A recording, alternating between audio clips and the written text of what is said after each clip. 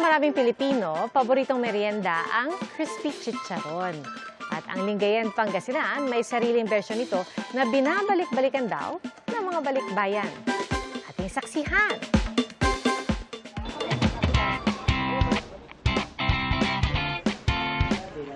Pwedeng merienda, pwedeng pansahog sa ulam tulad ng munggo, sa palabok o kahit sa lugaw. Bawat kagat, talaga namang mapapawaw ka sa lutong at sarap ng chicharon. Sa Lingayen, Pangasinan, tulapo ang tawag nila sa kanilang bersyon ng chicharon. Salitang Pangasinan na ang ibig sabihin sa Ingles ay crunchy. Isang dekada nang gumagawa ng tulapo si Aling Marites. Malaking tulong daw ito dahil dito kinukuha ang dagdag sa araw-araw nilang gastusin. Simple lang ang paggawa ng tulapo, ang mga hiniwang balat ng baboy, lalagyan ng asin at ipiprito hanggang sa maluto. Dapat crunchy pagka niluto na pambinta na crunchy. Yung ibang chicharon kasi yung balat lang. Ito may laman. Nasa 250 pesos ang benta niya sa kada 250 grams ng tulapo. Umaabot pa raw sa ibang probinsya ang kanyang produkto.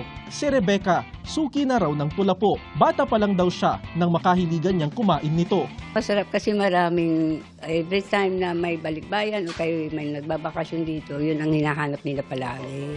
Para sa GMA Integrated News, ako si Jeric Pasiliao ng GMA Regional TV, ang inyong saksi.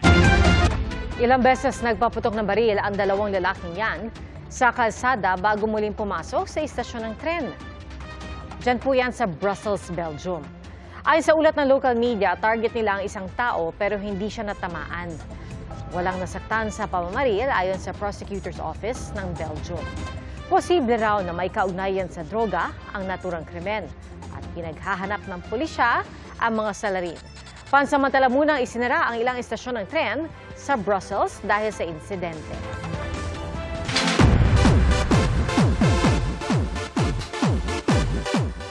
Sa mga Philo K-pop stans, may ipon na ba kayo?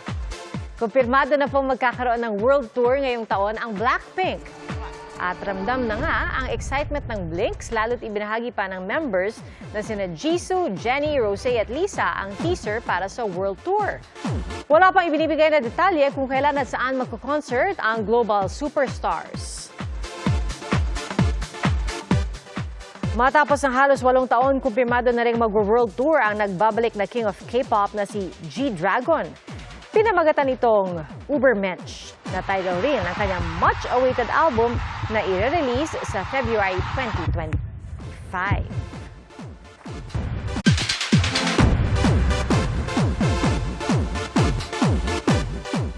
Napareminisce si Jillian Ward sa namayapa niyang lola nang bisitahin ng isang pasyente sa ospital kung saan sila nagtitaping ng My Ilonggo Girl. Naalala ko sa inyo yung lola ko po, tapos yung pangalan ng kapatid. Kasi sila nung na-hospital yung sila magkasama. Kaya saludo ako sa inyo. Nagpaabot si Jillian ng tulong pinansyal sa lola at binigyan din niya ito ng prutas. Kasama ni Jillian sa pagdalaw ang katambal niya sa serye na si Michael Sager. Nagpasalamat naman ang lola sa kanilang pagdalaw. At bago magpaalam, nagmano kay lola sina Jillian at Michael.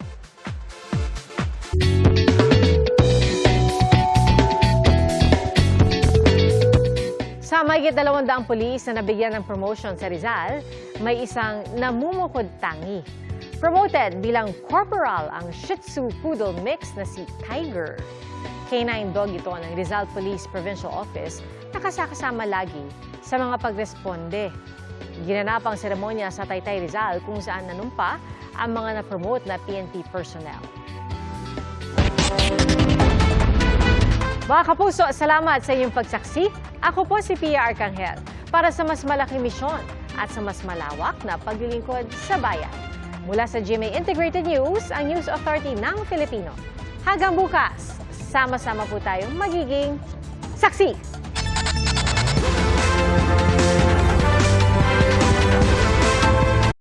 Mga kapuso, maging una sa saksi. Mag-subscribe sa GMA Integrated News sa YouTube para sa iba't ibang balita.